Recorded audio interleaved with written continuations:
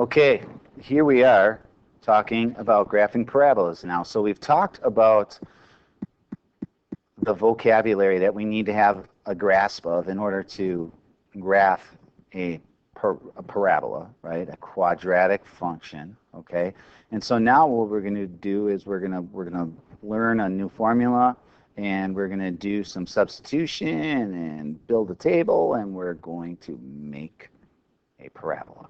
Okay, so we're going to start with a very basic quadratic function. All right, this is 3x squared. Okay, so when we talk about axis of symmetry, I want to find out what up and down line, what vertical line, and it's going to be x equals something, because if you remember, all vertical lines are x equals, whatever, right? So I want to figure out what is that line that's going to split this parabola, because my vertex is going to go on that line. And then once I know that goes there, it'll be easy for me to pick two more points that I can use to substitute into this equation, figure out what I get for my f of x or my y, right? And then we can move on. So that's the y. That's why we're doing this, all right? So let's get started. To find my axis of symmetry, we are going to use this equation. So we are using x over negative b times 2a.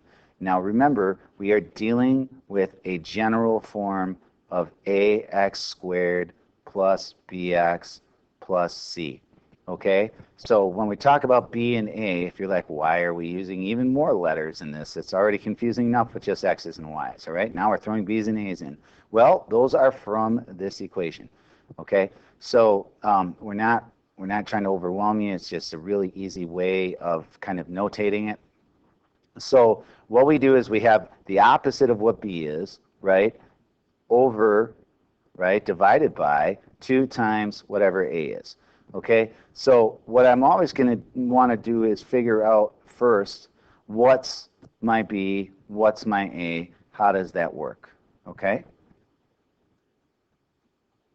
Okay, so let's figure out what b is. Well, if you look at my equation here, I don't have a term in front of an x here because there's no x term here, right? All I have is an x squared term. So all I really have is I have an a.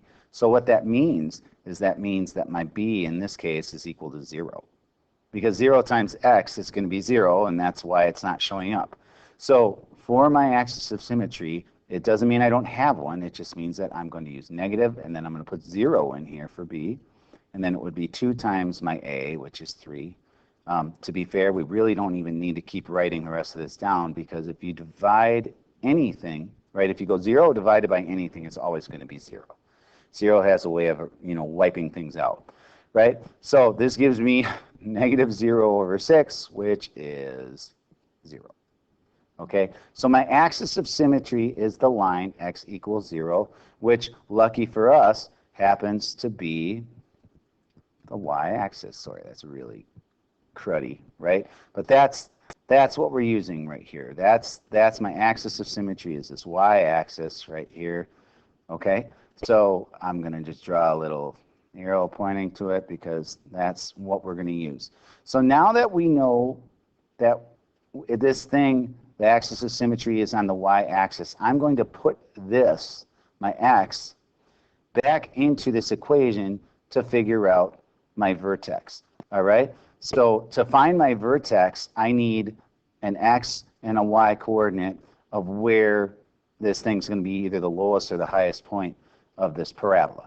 Okay? So to do that, well, I know it's on 0, so I can plug that into this equation. So I'm going to say f of 0, all right, because I'm finding the value of the function when x is 0, equals 3 times 0 squared. So you go 3 times, well, 0 squared is 0 times 0, and 0 times anything is 0.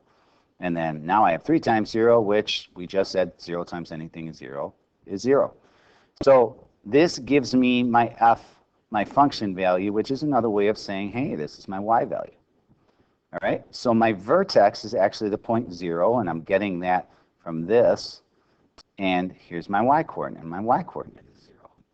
Right, so I'm going to go to the origin. I'm going to plot a point. Now the last step in this is we are going to make a table. Okay, we're going to say, here is my x values.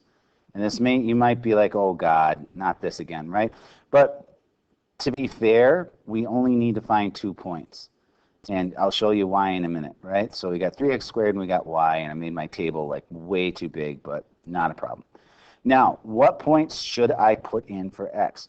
My general suggestion is to pick the next 2 integers to the right of your vertex. So if this is where my vertex is, right, I'm going to pick this as an x value, and I'm going to pick this as an x value. So I'm going to use 1 and 2, and I am going to substitute them into this equation, right, and then see what I get for my 2 corresponding values. So I'm going to say 3 times 1 squared, and then I'm going to have 3 times 2 squared. And I'm very deliberate about using parentheses to show where I'm substituting the value in. I always replace the x with the parentheses and then leave everything else the same, and then you put your value that you're putting in inside your parentheses. And then it's a little more clear what you're doing. Okay, so now let's figure out what this is.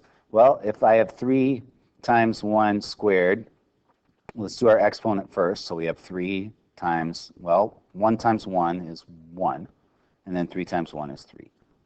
So my y coordinate is 3. And then for 2, right, I have 3 times 2 squared. Well, let's do 2 times 2 first, right? Let's do that. So I'm going to have 3 times 4. Because remember, when you square anything, that's the same thing as saying you're multiplying it by itself this many times, right? So if I had 7 squared, it wouldn't be 7 times 2. It would be 7 times 7. Okay, so just remembering how these exponents work, right? Exponents can be kind of tricky if you're not paying attention to them, right? So back to this, we have 3 times 4, it's 12, right? And so we're going to take that, right, and we're going to put it right here. And so what we're going to get is we're going to get the point 1, 3, so I'm going to go 1, I'm going to go up to 3, and because my axis of symmetry we established is this line right here, right? Let's see if I can draw this a little straighter this time. All right, so a little bit straighter, right? And I'm not going to continue carrying that down because I think we know what we're talking about here, right? So seeing as that's my axis of symmetry, now what we're going to do is we're going to reflect it. So I'm going to have the same thing over here, right? So that's my reflected point.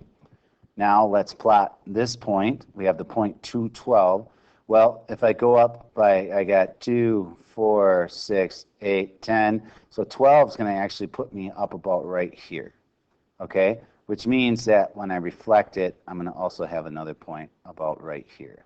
I apologize for being off the graph, but you know, sometimes that just happens. And then what you do, guys, is you connect it, right?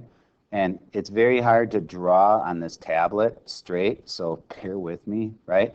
So there's that, and then when we come up the other side, we got this, and we're going up nice and slow, and it's going to continue to grow, and this side will continue to go to the right and go up, and this side will continue to go to the left and go up, right?